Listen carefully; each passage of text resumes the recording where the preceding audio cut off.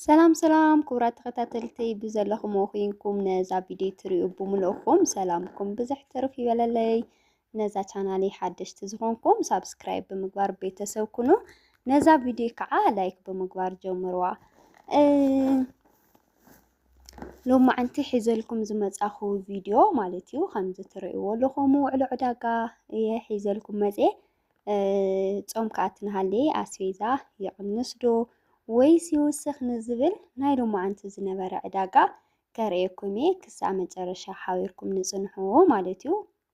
ከምዚ ትሪእዎ ኣለኹም ደስ ዝብል አስቤዛ እዩ እኒኦ።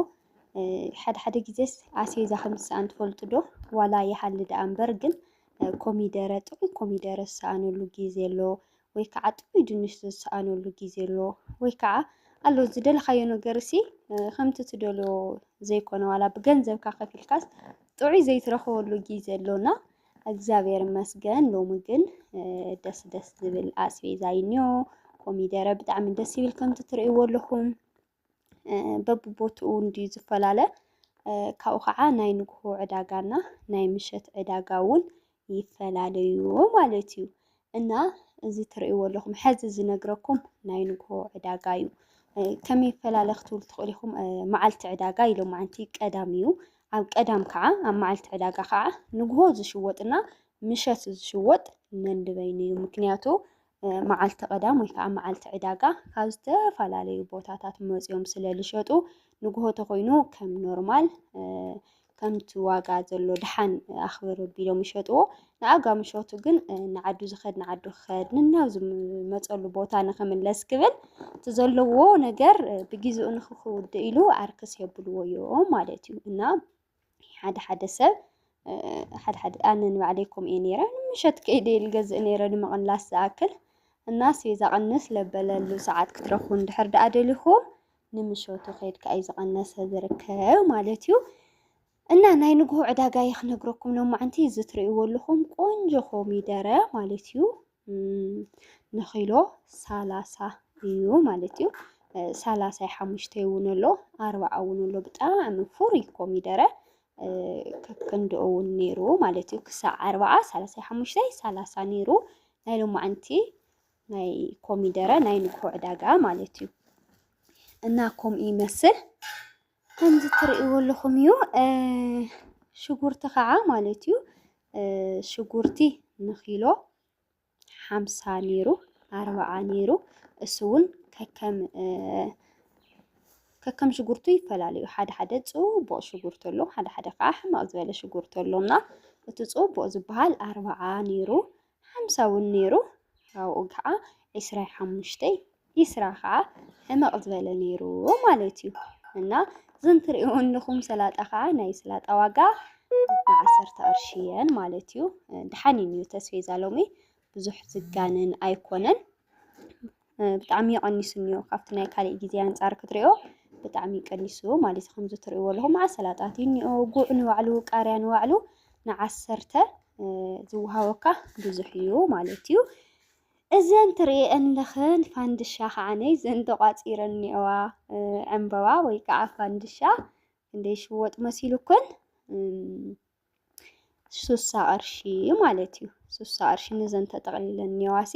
60 ቅርሺ እየን ዝሽወጣ።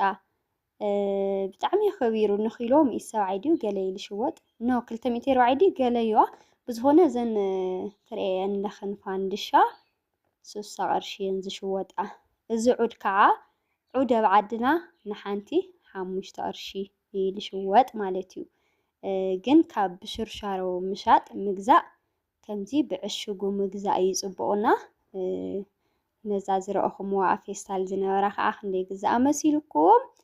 50 ቅርሺ ማለት እዩ። ኣብ ዝኾነ ድንኳን ከዓ 60 ቅርሺ ትሽወጥ ከምኡ እዩ። ካብኡ ከዓሲ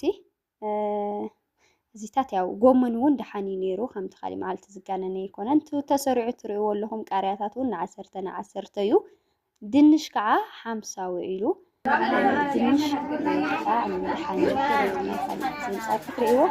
أو زرقكم نخبوت فعتاي مسيلكم سي أنا نجم وتجي لو ما أنت رأينا أبدا كخوي سي نايدك نشتو بس ما بوعش سوال شو تقولون هنشتي أداك إنجيلا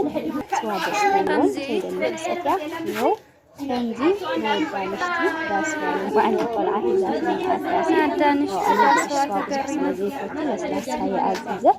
وزخنا جد أنا اشتغلني داس وايت اتياز ولا دليسو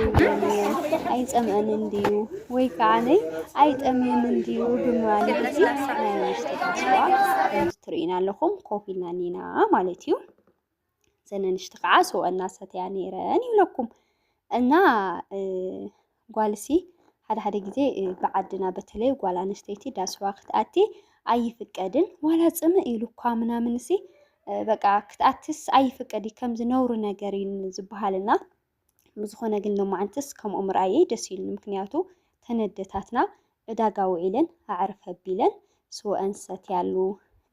بوتا كرئنا هالخو دسيلوني ولكم أنا حدش نجاري لما عنتري لما عنتون سويه إذن خير مبر كم زخمز اللي يفلت النيرة بحكي جن أفتع داقا خمز تري عند خنادتاتنا أسيزا نشط أيو على بزح نجارات حيزاني وعلانا صحي موت يخاتل بتلي حزني صحي كع بتعمل بقى زخنا نجار ستستيز مزكنا عدتاتنا كع بمتون ومتنا بيلن سواء كسات يعني هالون كم زقوعش سواء دسي لك تقوعش سواء كع كم مقدار جايو حفظ زباليو من يلونو عيت أمي تواهيلو بزخنا قوم أنا بالناينا وإلنا عدا قالوا ما أنتي يولكم ياو كنتات عدنا اختفولت وتدولي سوات بوزحة سلازل لكم اتكونتات عدنا نخرئيكم دلية مالتيو هاوخعة زياو تترئيو لكم نجيراكم يزن ترئيل نخن هزي قوع هزقانا نيكونن زين 10 قرشين قدم عن قرشنيرا لومون 10 قرشي لربع خعة عسرة أرشي الشوط عسرة ديو 4 لربعي مثلا عسرانا قعوان زقانا نيكونن واقو دحانين يوزوم حواتي معاري كاليها عاتي مسيلكم موزلو معنتي ياو سوسانيرو سوسايرك عداقا مان يوم معلتقع 7 صيحة مشتيقليو عداقا قن موز سوسان مانو سوسانيرو كمنتني فلالن ديو قن تودحان زبهال سوساينيرو ماليتيو لحن تقع خمز تريو لخن كاوزي لحن 10 قرش ناشطو نيرو مالتيو